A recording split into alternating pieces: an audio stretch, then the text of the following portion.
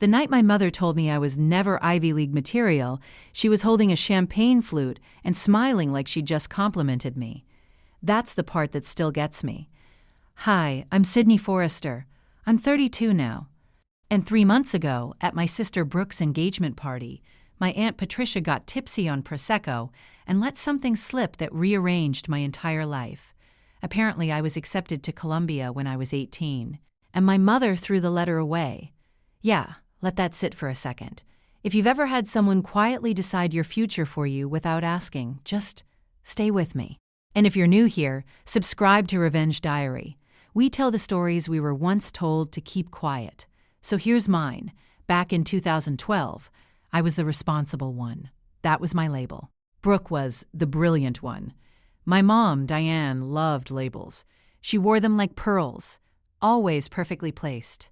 Brooke was 14 then, cello lessons, SAT prep, a color-coded college binder that lived on our kitchen counter like a shrine. I had a 3.9 GPA, worked nights at Sal's Pizzeria, and filled out college applications at the public library because our home computer was for Brooke's schoolwork. I never thought of myself as neglected, just background. You know how in family photos there's always that one person slightly out of focus? That was me. I applied to Columbia secretly. I still remember the weight of the envelope in my hand, the way my heart thumped when I slid it into the mailbox downtown instead of our own. I didn't trust our mailbox. I didn't trust the 25-minute gap between when the mail arrived and when I got home from school. But I trusted hope. Barely. April came, then May. No letter. I asked my mom once, standing in the kitchen while she chopped carrots, did anything come from Columbia? She didn't even look up.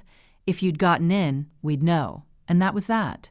I enrolled at Tri-County Community College in August. I told myself it was practical, sensible, stability, as my mom liked to say. She always said I was built for stability, not shine. Stability. I believed her. For 14 years, I'd built a solid life. Transferred schools, graduated, got into construction project management. Funny how the stable one ended up managing multi-million-dollar builds. I bought a small house. I paid my own bills. I didn't need anyone's permission, but every achievement came with an echo. That's nice, Sydney. Brooke just got promoted. You're doing well for your path. It was never cruel enough to call out, just constant enough to bruise. Fast forward to this spring. Brooke got engaged. Kyle proposed. At some scenic overlook, there were photos, champagne, the whole Pinterest board. The engagement party was at a rented hall outside town. Twinkle lights, charcuterie boards. My mom in cream, always cream because white would be inappropriate. But cream? Cream was strategic. She gave a toast about Brooke's brilliance, about how some girls are destined for big stages. Then she said, and some daughters are meant to build quiet lives. And that's beautiful too. People clapped. I smiled. Patricia squeezed my arm under the table. Later, in the hallway by the restrooms, she said, "You know you got in, right?" I laughed. I genuinely laughed. Got into what? She stared at me like I'd just told her the sky was green. Columbia, Sid, you got in. My ears rang like when you stand up too fast. She threw it away, Patricia said. Your mom. She told me she saved you from embarrassing yourself. Saved me. From myself. Apparently, Diane opened the letter while I was at work. Apparently, she called Patricia that same night. Apparently, she said, she wouldn't survive there. I won't let her humiliate herself. 14 years. I didn't confront her that night. I drove home in silence.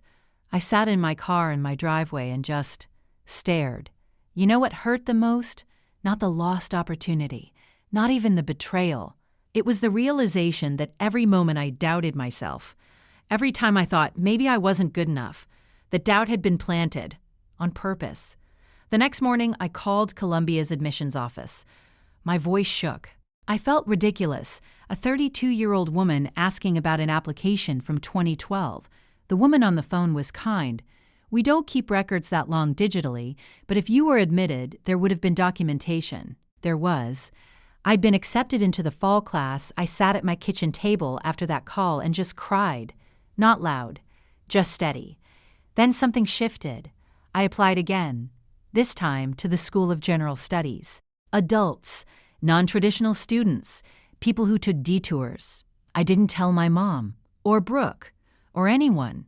2 months later, the acceptance email arrived while I was in line at Target buying laundry detergent. I opened it between aisles 7 and 8. Congratulations. I laughed, then I cried, then I probably scared the woman next to me. I printed the letter. I kept it in my purse. And I waited. Brooke's engagement dinner turned into the stage I never meant it to be. My mom made another speech about sacrifice, about raising daughters alone, about shaping futures. Then she looked at me and said, "Not everyone is meant for the spotlight." Something inside me just clicked. Patricia cleared her throat. "Diane, tell her." The table went quiet. My mom sighed like she was bored. "Oh, for heaven's sake. Did you throw away my Columbia acceptance?" I asked. She didn't deny it. She said calmly, "You would have been eaten alive there." Like she was talking about weather. Or a bad haircut. I took the letter out of my purse and laid it on the table. I got in again. I will never forget her face. It wasn't rage. It wasn't guilt. It was fear. Brooke looked between us like she'd missed an entire season of a show. "You told me she never applied," Brooke whispered. Diane's voice sharpened. "This is not the time." "No," I said. 14 years ago was the time. The room felt smaller, thicker. I wasn't yelling. I wasn't dramatic. I was done shrinking. "I start in the fall," I said. "And I'm not asking your permission." Brooke started crying.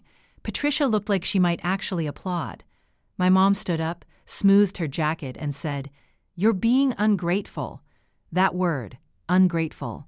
For wanting my own life. I didn't argue. I didn't beg. I said, "You don't get to decide my ceiling anymore." And I left. Here's the part people always ask about. Did she apologize? No. She sent a letter.